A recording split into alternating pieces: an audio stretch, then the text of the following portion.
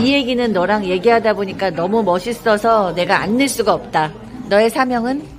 나의 사명은 꿈이 없는 사람, 그다음에 가족으로부터 상처받은 사람들을 대상으로 나의 공감 능력과 심리 지식을 바탕으로 코칭해주고 도와주는 사람이 되는 것이 저의 사명입니다.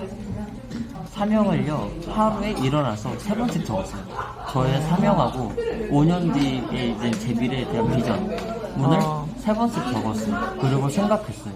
내가 이 사람이 되기 위해서는 무엇을 해야지? 라는 생각이 들면서 오늘 계획을 세우게 되고, 성공한 사람들처럼 행동하게 되더라고요. 성공한 사람들의 행동을 분석하면서 아침에 일어나서 이불을 대고, 이제 뭐 독서를 하고 기록을 하고 이런 것들을 꾸준히 하다 보니까 내가 굉장히 성공한 사람이 된 것 같고, 그 다음에 성공할 거라는 확신이 들게 된 것 같아요.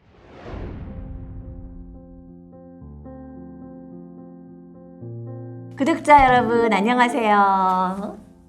네, 자 제가 오늘은 구해줘 내 맘의 11번째 주인공 우리 주승은 씨를 모셨는데요. 네.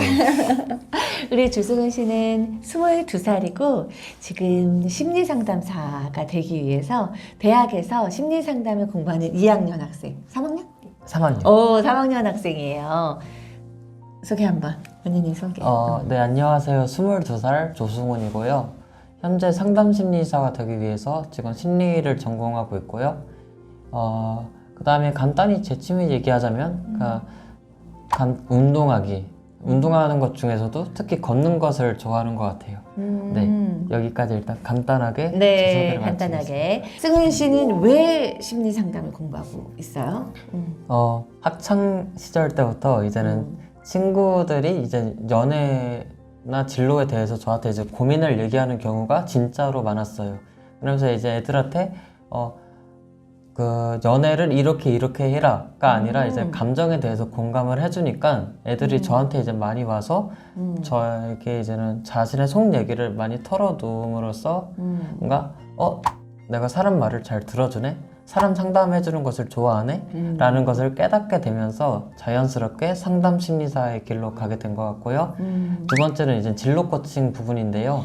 진로 코칭 같은 경우는 이제는 제가 아는 후배들이나 후배 또는 친구 그리고 선배 선생님들 다 상관없이 이제는 저에게 자기 미래지향적인 그런 고민들을 많이 털어놓더라고요. 그러면서 사람들을 이렇게 상대하다 보니까 심리적으로 이제는 아픈 사람들 그리고 진로 걱정이 많은 사람들을 대상으로 도와줘야겠다.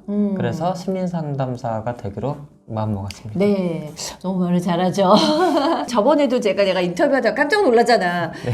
제안을 좀 할 게 있나요? 했더니 첫 번째 따다다다, 두 번째 따다다다, 세 번째 따다다 해서 제가 사회에 던지고 싶은 메시지를 우리 이분이 다 정리를 해서 알려줬어요. 그래서 내가 아주 신통관통한 청년이구나 이런 생각을 했는데, 좀 어렵다면 어렵고 외롭다면 외로운 어떤 시절을 보냈잖아요. 네. 네. 시설에서 자라왔고요. 네, 어떻게 보면 이제는 시설에서 돌잔치를 했을 정도로 엄청 어릴 때부터 쭉 이렇게 지내왔어요. 그러다 보니까 사회복지사 선생님, 그 다음에 봉사자 분들의 사랑을 많이 받으며 자라왔지만 사실 그런 사랑을 받았음에도 불구하고 많이 외로웠죠. 왜냐하면 부모님이 계신 이제는 친구들이나 선배들을 보면요 많이 부러웠거든요. 그것을 정확히 언제 느꼈냐면 제가 이제는 19살이 끝나고 이제는 성인이 된 후에 퇴소를 하게 되는데 그때 이제는 시설 동생들도 많이 없고 코로나 때문에 이제 더 교류가 사라지다 보니까 부모님 생각이 많이 나더라고요. 네, 그러면서 이제는 내가 외로움을 잘 타는 건 알고 있었지만 이렇게 많이 외로울 줄 몰랐다 라는 생각을 하게 된 것 같아요. 그러니까 이제 우리가 요즘은 가족의 그 유형이 다양하게 인정이 되니까 옛날처럼 또 엄마 아빠의 아이는 이 가정만 있는 건 아니고 굉장히 다양한 가족 유형이 있지만 그래도 사실 이제 시설에서 오랫동안 자랐기 때문에 어떻게 보면은 승은 씨가 더 가족은 가족이지만 좀 외로움이 깊이 있었을 거라는 상상은 이제 충분히 되잖아요. 근데 많은 경우에 그렇게 외로움이 많거나 또 가족이 보호해주지 못하면 사실 엇나가는 경우도 많잖아. 네, 많이 엇나가는 경우도 많죠. 외롭기 때문에 사람들하고 많이 교류를 하려고 해요. 사람들에게 인정을 많이 받고 싶고 사랑을 받고 싶다 보니까요. 사람들이 이제 손을 이렇게 내밀면 톱좀 물죠. 근데 그 사람이 착한 사람이라고 단정 지을 수가 없어요. 그래서 이러한 경우로 인해서 범죄에 말려드는 친구들도 들었었고 그 다음에 확실히 이제는 시설 내에서는 보호를 받으면서 자라기 때문에 좀 건강하게 클 수 있다면 성인이 되고 난 이후에는 자립전담 요원 선생님이 계시긴 하지만 한 사람만 관리하는 것이 아니라 많은 사람들을 관리하기 때문에 이 아이가 올바르게 성장할 수 있도록 돕는 것이 살짝 한계가 있어요. 그러다 보니까 이제는 외롭기 때문에 범죄를 저지르고 사람 잘못 사귀어서 범죄 저지르고 아니면 진짜 외로워서 우울증에 빠지는 사람까지 제가 본 적이 있어서 제가 많이 힘들더라고요. 네. 당연하죠. 왜냐면 그렇지 않아도 요즘은 안 그래도 우울증은 많은데 지금 이제 코로나 시기 이후에 너무 많은 사람들이 정신건강에 적색불이 정말 켜져서 뭐 지금 청소년들 뭐 문제도 어마어마하게 심각해졌거든요. 그래프가 이렇게 올라가고 있거든요.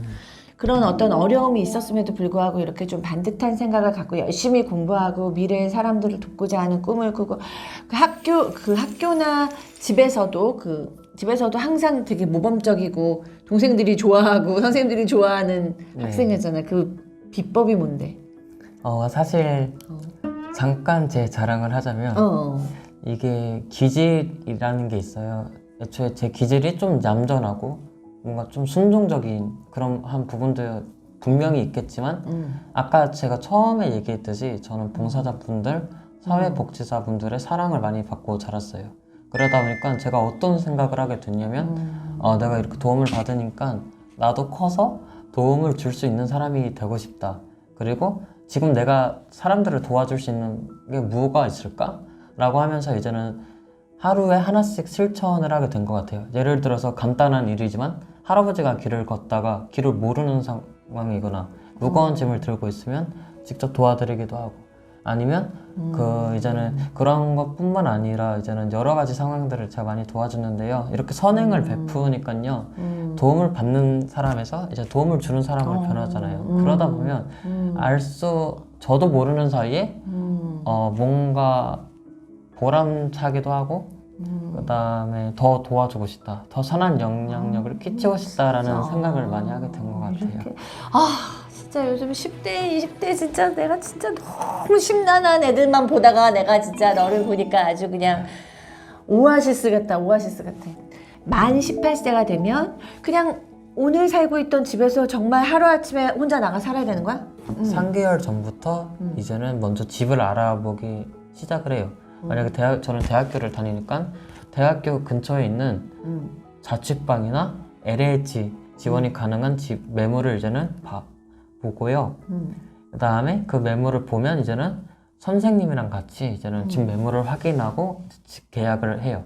근데 이 과정에 있어서 저희가 무작정 이렇게 퇴소를 해서 독립을 하게 되면 무엇을 해야 할지 잘 모르잖아요. 그래서 시설 내에서 1년에 한 번 또는 2번씩 퇴소를 하게 될 때 어떻게 해야 하는지 이렇게 알려주는 프로그램들이 있어요. 예를 들어서 성교육, 그다음에 뭐 교통안전교육 이런 것들 이제는 저희들에게 필요한 교육을 미리 해주시기 때문에 그래도 퇴소할 때 많이 답답하기보다는 그래도 나 이 정도는 할 수 있겠다, 혼자서 생활할 수 있겠다라는 마음가짐은 가지게 되는 것 같아요. LH 이제 지원 가능한 집 계약을 해서 2년 동안 살았고요. 그 다음에 그때 당시에는 저는 500만 원을 지원받았어요. 그래서 그거에 필요한 이제는 뭔가 노트북이라든가 아니면 학업에 필요한 것들을 이제 교재라든가 이런 것들을 사고 나머지 금액은 이제는 저축해 뒀어요. 그렇구나. 그 후에는 이제 또 이제 나라에서 기본적인 이제 생활비는 나오니까 이제 그걸로 쓰면서 공부를 했잖아요. 네. 그런데 내가 저번에 우리 만났을 때 경제적인 거 먼저 얘기를 하니까 승우 씨가 단호하게 경제가 문제가 아니고요. 네. 퇴소생들에게 가장 필요한 것 세 가지를 제가 얘기를 했어요. 그게 첫 번째가 뭐냐면 경제적인 지원을 받는 것보다는 이 돈을 어떻게 사용을 해야 할지 경제 교육을 하는 것이 우선이다 라고 얘기를 했고요. 두 번째는 사회 경험을 얘기를 했어요. 그러니까 이제는 무작정 퇴소를 하고 나서 돈을 벌어야 하는데 요즘 시대 같은 경우에는 사장님들은 뭔가 알바, 경력자들을 기준으로 뽑다 보니까요. 저희 아동들이 알바를 안 하는 경우가 많아요. 경험이 없다 보니까. 그래서 두 번째는 그러한 일에 대한 경험을 시켜주는, 그러니까 사회 경험을 시켜주자. 그게 두 번째였고요. 가장 마지막으로는 정서적으로 멘토님이 필요하다. 그러니까 퇴소하고 나서 진짜 많이 외로워요. 같이 살다가 혼자 지내다 보니까요. 이집 안에 있는 공기부터 달라요. 공기부터 다르고 보일러비 아끼겠다고 그 보일러 제대로 안 틀어서 집도 춥고, 그다음에 원래 집에 오면 이제는 뭐 밥 먹자 이렇게 해서 이제는 상을 펴주는 선생님들이 계셨다면 그런 것도 이제 저 혼자 해야 하기 때문에 많이 외롭더라고요. 그래서 밥을 먹어도 사람 소리가 안 들리니까 괜히 유튜브를 보면서 밥을 먹게 되고, 그다음에 밥을 먹은 후에 이제 잠을 자게 되면 너무 조용하니까 괜히 그게 많이 슬프더라고요. 일어날 때도 마찬가지고. 그래서 그런 외로운 부분. 그다음에 진로, 이제는 공부를 하는데 그냥 대학을 졸업하기 위해서 공부를 하는 친구들이 진짜 많아요. 또는 이거는 이제 시설 퇴소생들 뿐만 아니라 모든 대학생들에게 적용이 되는데 내가 왜 공부를 해야 하는지 모르는 사람들이 너무 많아요. 그래서 그런 진로적인 부분에서도 멘토님이 있으면 좋겠다. 그래서 이 세 가지 부분을 얘기했습니다. 그러니까요. 유난히 똑똑하고 유난히 속도 깊고 그런 우리 조승은 씨, 오늘은 제가 씨라고 호칭을 했지만 사실 아직 대학교 3학년인 너무 아직은 창창한 학생인데 앞으로 이제 자기 꿈을 어떻게, 왜냐면 승은 씨도 또 지금 친구들은 많이 있고 이렇지만 또 승우 씨가 몸이 아프거나 마음이 아플 때 정말 옆에서 돌봐주고 지지해줄 지금 딱 누군가가 또 있지는 않다 보니까 보통 힘들고 많이 외롭고 지치거나 낙심할 때도 있을 거잖아요. 그런 것들을 이제 어떻게 또 겪어내고 앞으로는 어떤 힘을 가지고 꿈을 이뤄나갈지 한번 스스로에게 뭐 주는 격려랄까? 일단은 저는 그렇게 생각을 해요. 인생을 살아가면서 가장 필요한 게 돈이라고 생각하는 사람들이 진짜 많을 거예요. 물론 아닐 수도 있지만요. 근데 적어도 저는 어떻게 생각을 하냐면 저는 사람이라고 생각을 해요. 사람을 통해서 많이 치유를 받고, 그 다음에 사람을 통해서 뭔가 새로운 인맥을 통해서 뭔가 많은 것들을 또 경험을 한단 말이에요. 근데 이제 저희 퇴소생 같은 경우에는요, 외롭다고 집에 있고 게임하고 싶어서 집에 있고 이러다 보면 관계망이 점점 좁아진단 말이에요. 그래서 그런 친구들에게 나가서 친구 좀 사귀어라, 나가서 선배들 만나서 뭔가 진로에 대한 팁이나 조언들을 한번 구해와라, 이렇게 얘기를 하고 싶은데요. 이것도 저 자신에게 하는 말이기도 하고요. 그냥 인생을 살아가면서 많이 힘들 것 같다는 생각을 많이 했어요. 물론 사람들마다 다 걱정하는 것도 있고 불안하잖아요. 근데 저는 지금을 좀 보는 것 같아요. 계획은 미래적으로 세우긴 하지만 현재 제가 무엇을 하고 있는지, 내가 잘하고 있는지 현재 상태를 바라보고 싶고요. 앞으로도 쭉 그렇게 보고 싶어요. 현재 상태를 바라보면서 저를 점검하고 그 다음에 이제는 미래적인 부분에 대해서 내가 잘하고 있는지 다시 한번 점검하고, 만약에 내가 잘하고 있는지 모르겠으면 잠깐 멈춰서 나에 대해서 생각도 해보고 사람들을 통해서 한번 얘기도 나눠보고. 구해줘 내 맘의 정말 특별한 주인공이었는데요. 조승은 씨 모시고 이야기 나눠봤습니다. 다음 시간에 또 인사드리겠습니다. 고맙습니다. 고맙습니다.